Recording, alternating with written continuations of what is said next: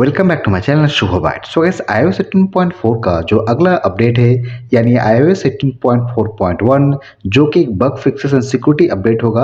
यानी iOS 18.4 में जो जो इश्यूज है जो बग्स आपको देखने को मिले सारे चीज़ को सॉल्व करने के लिए आपको iOS 18.4.1 का जो अपडेट है इसको रिलीज किया जाएगा। एंड हो सकता है कि ये अपडेट जो है मोस्ट प्रोबेबली आज यहाँ पर रिलीज कर दिया जाए, क्योंकि एप्पल जो है 2 हफ्ते पहले iOS 18.4 को रिलीज किए थे, उसके बाद कोई अपडेट रिलीज नहीं किया। एंड मोस्ट प्रोबेबली हो सकता है कि आज आपको iOS 18.4.1 का जो अपडेट है इसको रिलीज किया जाए। पर इस अपडेट को इंस्टॉल करने से पहले कुछ चीजें आपको जानना बहुत ज्यादा इंपॉर्टेंट है। क्या है वो, चलिए जानते हैं। सबसे पहले मैं एक चीज क्लियर करना चाहूंगा कि बहुत लोग iOS 18.5 बीटा अपडेट में है, यानी iOS 18.5 बीटा 1 को यूज कर रहे हैं, तो उनको जो iOS 18.4.1 का जो अपडेट है वो आपको देखने को नहीं मिलेगा। अगर आप iOS 18.4 या फिर iOS 18.4 के नीचे कोई भी वर्जन पे हो तो ही आपको iOS 18.4.1 का जो अपडेट है वो आपको देखने को मिलेगा। अब बात करते हैं कि कौन सी चीजें आपको थोड़ा सा ध्यान में रखना है अगर आप अपने आईफोन में iOS 18.4.1 को इंस्टॉल करने वाले हो। सबसे पहला है स्टोरेज। आप यह बात थोड़ा सा ध्यान में रखें कि आपके आईफोन का स्टोरेज जो है मिनिमम 5 से 10 जीबी खाली रहे बिफोर इंस्टॉलिंग iOS 18.4.1 अपडेट। आप यहाँ पर देख सकते हो कि मेरा अपना आईफोन 13 में अभी जो है 43 जीबी खाली है, तो जब भी iOS 18.4.1 का अपडेट आएगा मुझे कोई ऐसा दिक्कत नहीं आएगी इंस्टॉल करने में, क्योंकि 43 जीबी अवेलेबल है।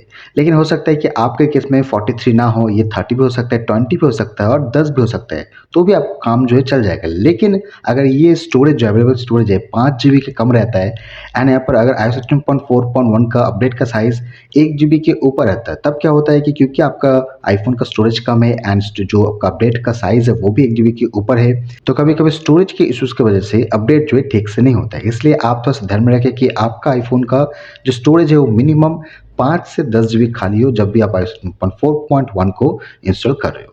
दूसरा, again one of the most important factor, network stability. आप जब भी iOS 4.1 को अपडेट करेंगे whether using the mobile data और वाईफाई, यहाँ पर एक चीज़ ज़रूर ध्यान रखना है कि वाईफाई का या फिर मोबाइल डेटा का स्पीड और रिचार्ज पर्याप्त होना चाहिए, ताकि यहाँ पर iOS 4.1 को इंस्टॉल करने में कोई भी ऐसा दिक्कत जो है यहाँ पर देखना ना पड़े। तीसरा है, हो सके तो अपडेट करने से पहले अगर आप अपने आईफोन का एक बार बैकअप ले ले तो आपके लिए फ़ायदा हो सकता है। ऑल्दो ये रिकमेंडेड हर एक आईफोन यूजर्स के लिए नहीं है, लेकिन अगर आप लोगे बैकअप तो ये जो है आपके लिए फ़ायदेमंद हो सकता है। iOS 3.1 का जो अपडेट था उसमें देख सकते हो कुछ इस टाइप का अपडेट जो यहाँ पर देखने को मिला था। ये भी एक बग्स और सिक्योरिटी यहाँ पर जो भी प्रॉब्लम्स थे उसको ही यहाँ पर रिलेटेड अपडेट था। इसमें लिखा गया था this update provides important bug fixes and security updates and it is recommended for all users. तो इस तरीके का आपको iOS 10.4.1 में भी सेम आपको लिखा हुआ आएगा कि यहाँ पर it is recommended for all users. तो एप्पल भी चाहता है कि आप अपने आईफोन में इस अपडेट को यानी iOS 10.4.1 को यूज करें, इंस्टॉल करें। तो आपको जो मन में झिझक नहीं रखना है कि क्या iOS 10.4.1 को इंस्टॉल करना चाहिए या नहीं।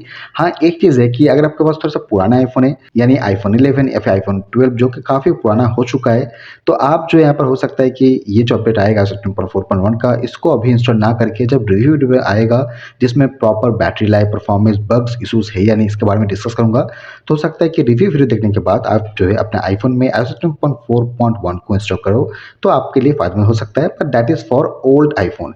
लेकिन अगर आपके पास नया आईफोन है, for example iPhone 14 even 13 also, तो आप जो है iOS 15.4.1 को यूज कर सकते हो, इंस्टॉल कर सकते हो। आपके आईफोन में ऐसा दिक्कत जो है आना नहीं चाहिए।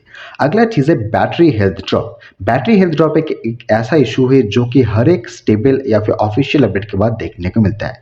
एंड ये पहली बार नहीं है, बहुत लोग इसके पहले भी जब iOS 10.3.1, iOS 10.3.2, फिर iOS 10.2.1 उसके पहले जितने भी अपडेट्स आए थे, उसके बाद जो यूजर्स है वो मुझे कमेंट करके बताया कि उनके आईफोन में बैटरी हेल्थ जो है यहाँ पर ड्रॉप होता है। एंड ये बहुत ही कॉमन भी हो चुका है आजकल। तो हो सकता है कि अगर आपको थोड़ा सा पुराना आईफोन है तो आपके आईफोन में भी बैटरी हेल्थ जो है 4.1 को इंस्टॉल करने के बाद ड्रॉप हो सकता है।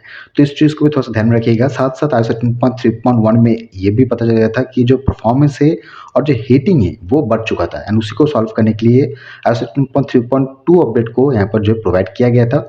तो हो सकता है कि इस बार भी आपको iOS 4.1 का जो अपडेट है उसमें कुछ ऐसे इशूज है या फिर ऐसा कुछ प्रॉब्लम्स दिखे जिसको सॉल्व करने के लिए फिर से आपको और एक iOS 4.2 अपडेट को देना पड़ा। तो इस तरीके का प्रॉब्लम जो आ सकती है। तो इन सारे चीज़ को ध्यान में रखते हुए, इन सारे चीज़ को माइंड में रखते हुए आपको जो है iOS 4.1 अपडेट को अपने आईफोन में इंस्टॉल कर लेना चाहिए। जब भी अपडेट आएगा आज मैं अपने वीडियो के थ्रू आपको फर्दर जो भी इन्फॉर्मेशन है उसके बारे में प्रोवाइड करूँगा, तो make sure to subscribe this channel. At the same time इस वीडियो को अगर पसंद आए तो लाइक ज़रूर कीजिएगा, वीडियो को शेयर भी कीजिए एंड कोई भी चीज़ पूछना, कोई भी डाउट्स हो तो आप मुझे कमेंट कर सकते हो, मैं आपको रिप्लाई ज़रूर दूँगा।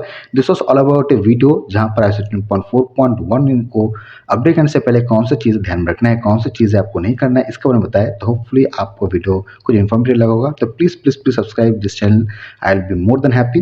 सो चलिए मिलते हैं किसी और वीडियो में, तब तक good bye and stay safe.